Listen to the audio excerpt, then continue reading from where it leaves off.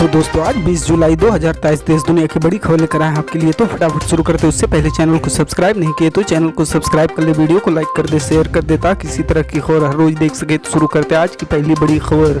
जी हाँ, आपको बता दें चियासिन ग्लेशियर के एक सैन्य शिविर में आग लगने से एक अधिकारी की मौत हो गई जबकि 6 घायल हो गए। घायल जवानों को चंडीगढ़ ले जाया गया। हालांकि आग पर जल्द काबू पा लिया गया, लेकिन अब तक इस आग की जद में कई शिविर आ गए। यह घटना बुधवार तड़के 3:30 बजे हुई। आग लगने की वजह शॉर्ट सर्किट बताई जा रही है। मृतक अधिकारी की पहचान regimental medical officer captain Asuman Singh के तौर पर की गई है। घायल जवानों की हालत स्थिर बताई जा रही है। जी हाँ, आपको बता दें तीस्ता सीतलवाड़ को सुप्रीम कोर्ट से बड़ी राहत मिली है। सुप्रीम कोर्ट की 3 जजों की पीठ ने गुजरात हाई कोर्ट के आदेश को दरकिनार करते हुए तीस्ता को नियमित जमानत पर रिहा करने का आदेश दिया है। सुप्रीम कोर्ट के आदेश के मुताबिक तीस्ता का पासपोर्ट अभी जब्त रहेगा, मतलब वह देश से बाहर नहीं जा सकेगी। इसके अलावा तीस्ता गवाहों पर प्रत्यक्ष और परोक्ष के तौर पर दबाव नहीं डाली गया, ऐसा उनको आदेश दिया गया है। सुप्रीम कोर्ट ने यही भी कहा है उनके आदेश और टिप्पणियों का असर निचली अदालत में चल रही सुनवाई पर नहीं पड़ेगा। सुप्रीम कोर्ट ने सुनवाई के दौरान कहा, हमें नहीं लगता कि हिरासत में पूछताछ जरूरी है। जी हाँ, आपको बता दें कर्नाटक विधानसभा में बुधवार को काफी हंगामा मचा। इसके बाद बीजेपी के 9 विधायकों को डिप्टी स्पीकर रुद्रप्पा लमानी के ऊपर कागज फेंकने के आरोप में शेष विधानसभा सत्र से निलंबित कर दिया गया। दरअसल स्पीकर ने लंच के लिए रुके बिना सदन की कार्रवाई जारी रखने के निर्देश दिए थे। इससे नाराज बीजेपी के सदस्यों ने सभापति के चेयर और उपसभापति पर कागज फेंके। न्यूज एजेंसी के मुताबिक सदन की कार्रवाई के दौरान विपक्षी बीजेपी और डीएस विधायक विशेष विरोध प्रदर्शन कर रहे थे। इस दौरान उन्होंने कांग्रेस सरकार पर अपने गठबंधन वाले नेताओं के सेवा में 30 आईएएस अधिकारियों को तैनात करने का आरोप लगाया था। हंगामे के बीच विधानसभा स्पीकर यह कहते हुए चले गए कि सदन की कार्रवाई लंच के लिए नहीं रुकेगी और बजट व अन्य मुद्दों पर चर्चा जारी रहेगी।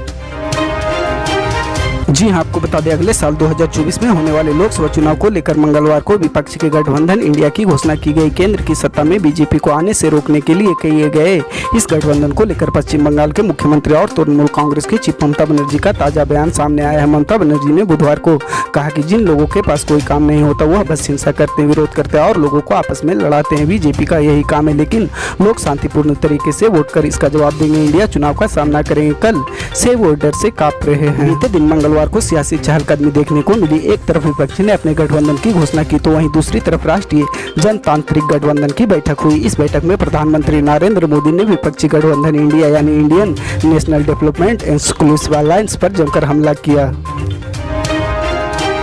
जी हाँ, आपको बता दें सीमा हैदर और सचिन का एक झूठ सामने आया है। आईबी के मुताबिक दोनों ने कहा था कि सीमा 13 मई को भारत नेपाल सीमा सुनौली सेक्टर और सीतामढ़ी सेक्टर से भारत में दाखिल हुई थी, लेकिन जब रिपोर्ट सामने आई तो पता चला दोनों झूठ बोल रहे थे। वहाँ उस दिन किसी भी थर्ड नेशनल सिटीजन की एंट्री नहीं पाई गई। पाकिस्तान की सीमा हैदर मामले में नए रोज खुलासे हो रहे हैं। इसके साथ ही मामला लगातार तूल पकड़ता जा रहा है। सीमा और सचिन मीना शुरुआत से ही कहते आ रहे हैं कि उन दोनों ने नेपाल के पशुपति गुआश्वरी मंदिर में शादी की थी, लेकिन इस शादी की कोई सबूत नहीं मिले हैं। जी हाँ, आपको बता दें कांग्रेस ने बुधवार को इस बात पर जोर देते हुए ताली बजाने के लिए 2 हाथों की जरूरत होती है। अगर सरकार चाहती है कि सांसद चले तो उसे विपक्ष के मुद्दों को जगह देनी चाहिए। साथ ही कांग्रेस ने सांसद के मानसून सत्र के दौरान मणिपुर पर चर्चा की मांग की। लोकसभा में कांग्रेस के नेता अधीर रंजन चौधरी ने गुरुवार से शुरू होने वाले सत्र से पहले सर्वदलीय बैठक में भाग लेने के बाद यह टिप्पणी की। न्यूज एजेंसी के मुताबिक बुधवार को सर्वदलीय बैठक में शामिल होने के बाद अधीर रंजन चौधरी ने कहा, मैंने व्यापार सलाहकार समिति की बैठक में भाग लिया था और उन सभी मुद्दों को उठाया था जिन पर चर्चा की जानी चाहिए। सर्वदलीय बैठक में भी मुद्दों को उठाया था। हमारी मांग है कि मणिपुर का मुद्दा जिस पर चर्चा की जानी चाहिए। जी हाँ, आपको बता दें कर्नाटक पुलिस ने पूर्व सीएम बसवराज बोम्मई समेत दूसरे बीजेपी नेताओं को हिरासत में लिया। बोम्मई कर्नाटक विधानसभा से 10 बीजेपी विधायकों के सस्पेंस के खिलाफ प्रदर्शन कर रहे थे। इन विधायकों पर विधानसभा सत्र के दौरान डिप्टी स्पीकर पर पेपर फेंकने का आरोप है। विधानसभा स्पीकर यूटी खादर ने बुधवार को सदन में अशोभनीय और अपमानजनक आचरण के लिए बीजेपी के 10 विधायकों को विधानसभा सत्र से निलंबित कर दिया है।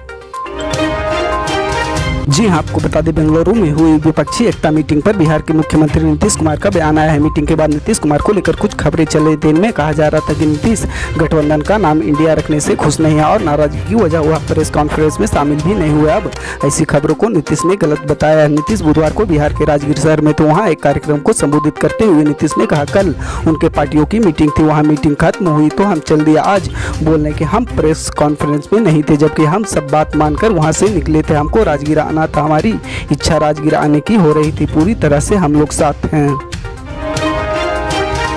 पल पल के अपडेट जानने के लिए जुड़े रहें हमारे स्टार न्यूज़ के साथ। मिलते हैं अगली बड़ी खबर में, तब तक के लिए जय हिंद।